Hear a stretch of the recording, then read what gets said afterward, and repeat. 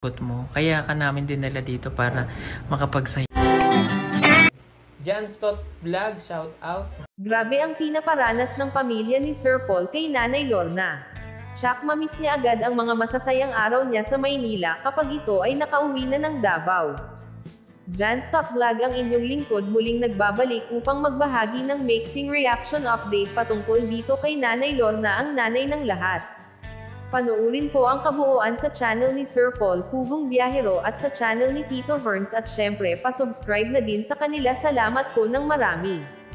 Sa buong buhay ni Nanay Lorna ngayon lang makaranas ng ganitong kasaya kapag sasalubungin ang bagong taon, bagamat syempre nagse-celebrate din siguro sila pero hindi ganito kagalante ang mga pagkain.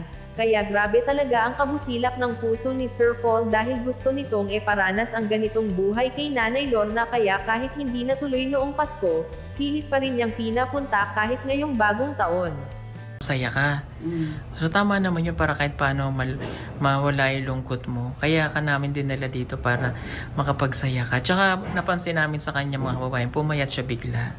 Yun, masaya po kami sa pagpunta ni Nanay Lorna dito sa amin at kahit paano nalilimutan niya yung problema niya. Sa ilang araw pa niya na ilalagi dito ay gusto namin na punong-puno ng kasiyahan, punong-puno ng pagmamahal ang ibibigay ng aking pamilya para po kay Nanay Lorna.